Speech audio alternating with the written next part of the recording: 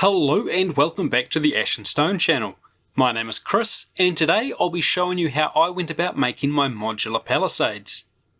Rather than just being a basic wooden wall, I made mine into a more permanent and substantial structure by adding an inner stone and timber wall and a backfill of earth to reinforce the palisade timbers and support the fighting platform.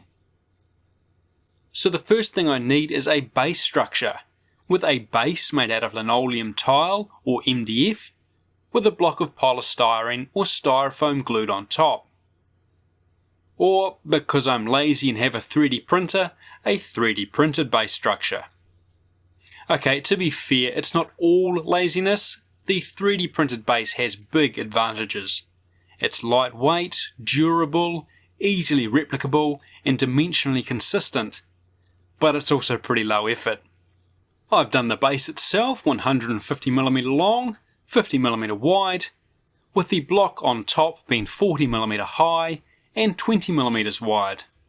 And because 3D printing makes complex shapes easy, the palisade timbers will fit down into a 1mm recess so they sit buried below the ground level instead of on top. I had one piece fail to print completely, but that's an easy fix by cutting a bit of polystyrene to suit and gluing it on top with a little hot glue. Waste not, want not. Because there is a good chance you'll be able to see the base structure through the timbers of the palisade, the polystyrene and the front and top of the plastic are given a quick coat of black paint so that any gaps will be dark and less obvious than bright white or shiny plastic. For the palisade timbers, I'll be using bamboo chopsticks. You can get a bag of 100 or so of these for next to nothing from AliExpress and the like.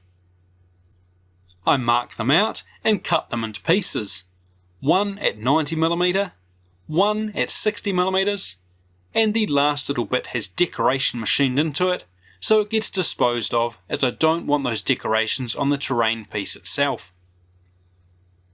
The top end of these timbers are roughly cut with a knife to create changing facets and give the impression that it's been hewn to a sharp point with an axe.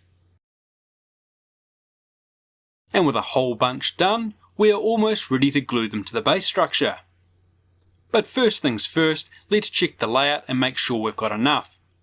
I lay the timbers out along the length of the base to make sure everything will work out and that the timbers are laid out reasonably evenly before I start gluing. I use hot glue for this, though if you are careful you could get away with super glue as well, and I work in small sections, applying a little glue and pressing the timbers into place. The hot glue is great because it grabs instantly, gives you a little time to position things nicely, and unless it's really hot, it won't damage foam or polystyrene. It's then just a matter of working down the length of the structure. When that's all complete, I move on to the stones that will make up the base of the inner part of the wall. These need to be cut from styrofoam, and this is most easily done with a hot wire cutter. I run a bunch of strips of various sizes before cutting them all into different lengthed brick shapes.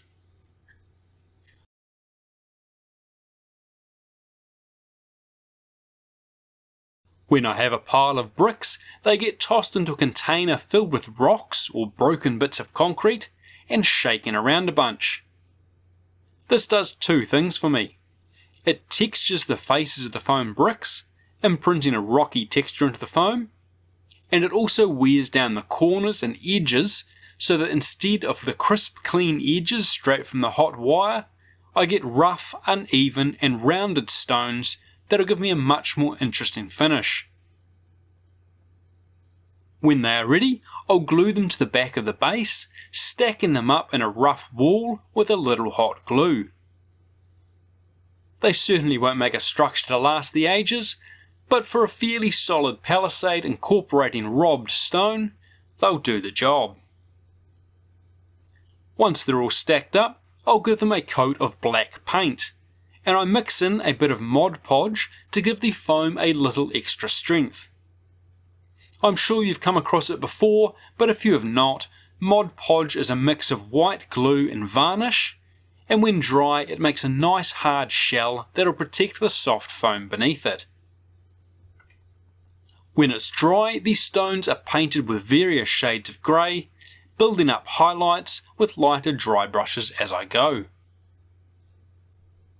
From there I'm going to add a wooden wall to the top of the stones, which will help hold the soil back and support the fighting platform on top. I use matchsticks for this, and I cut them in half using a 3D printed cutting contraption. This allows me to cut light materials to a consistent size quickly and easily. Once I have a bunch cut, they are glued to the structure with superglue in horizontal stacks. You want to be careful when using superglue here because you don't want any on the outside faces of the wood, so less is more. Glue on the outside faces will interfere with the painting process later on. Though in order to reinforce everything and help prevent things from being knocked unstuck, I put a bead of superglue on the inside of the ends of the matchsticks and along the top edge of the palisade timbers where they meet the plastic or polystyrene, being careful not to get any superglue more than 1 millimeter or so up the inside of the palisade timbers. Once again, if we get superglue where it's not wanted, it will interfere with the painting process. I got a little ahead of myself here, so ignore the planks on the top. Next up, we need to press toothpicks that have been cut in half down into the foam stones, covering the gaps between the matchsticks to act as the uprights holding the timbers in place. You want to get these as close to the matchsticks as you can, and it's so much easier to do without the walkway on. I press them down until they are 1 millimeter or 2 above the top of the matchsticks. They will be pressed into their final position a little later on. I also don't worry too much about gluing them at this stage, as they will get a blob on the top when we put the walkway down. Speaking of which, the walkway or fighting platform is made using ice cream or popsicle sticks. These are cut with scissors into 25mm lengths and laid out before being glued into place with a bead of superglue.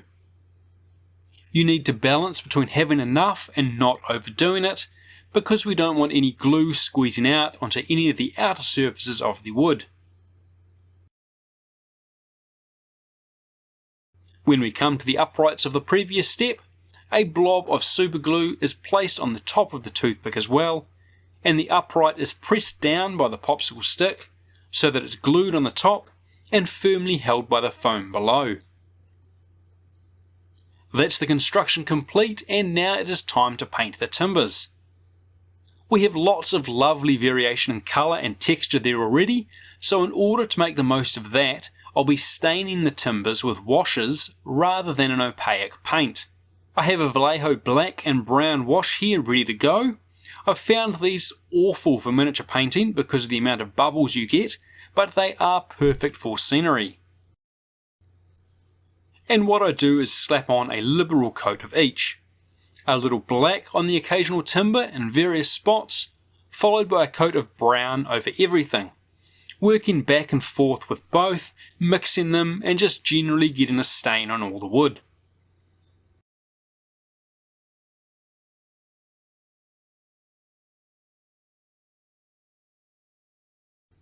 Once that's dry, you panic a little because it's really yellow and it doesn't match the previous ones you did, and you are sure that these were the only 2 washes you used, but you've just got to trust the process. You hit all of the timber with a second coat of black wash and everything desaturates and darkens nicely. Crisis averted. To finish the timber off and pick out textures and the hewn points, we give it all a dry brush using a beige, making those areas pop and giving the timber an aged and weathered appearance, making it look as if it's been sitting in the sun and weather for a while.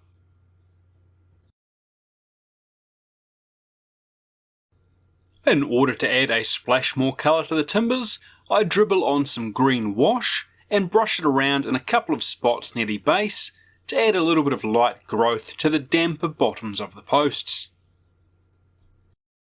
And I do the same on the back along the stones. That's the painting done, and now it is time for scenics. A bit of PVA glue is brushed onto the areas of ground, and a 50-50 mix of beige tile grout and soil is lumped on and tapped off to give me my base of soil.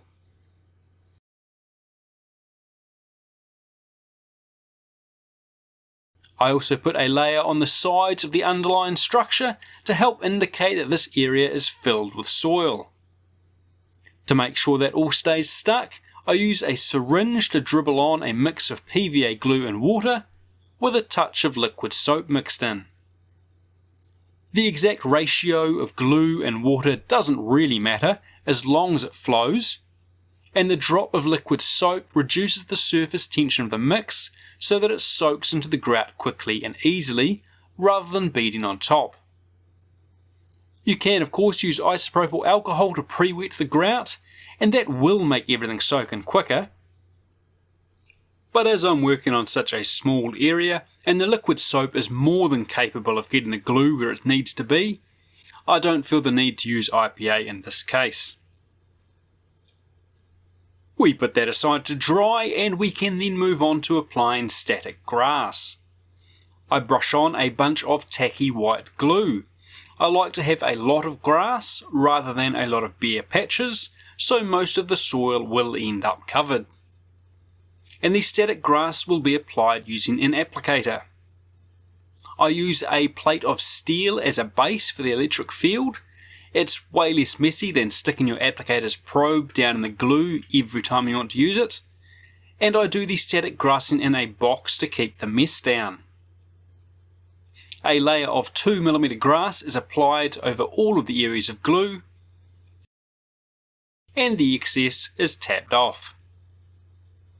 Here's a quick tip for you: cut the corner off your box, and it turns the box into a funnel to make clearing away the excess grass easy and mess free. When that has dried, I brush on a few patches of glue and add a layer of 4mm static grass to add variance and interest to the base. When that has fully dried, I pile on some fine turf to represent weeds and leafy plants, and add another dash of colour. This is glued down by dripping on our watered down PVA mix, which the foam turf soaks up quickly. And that's the Palisades, ready to defend your outlying settlements and forts. And don't they look the part? For those curious, the ladders on the gate were made using matchsticks, the gate itself was made of balsa, and the overly complex hinges were made of twisted steel wire. Thanks for following along, I hope that has helped out, and we'll see you all next time. Cheers!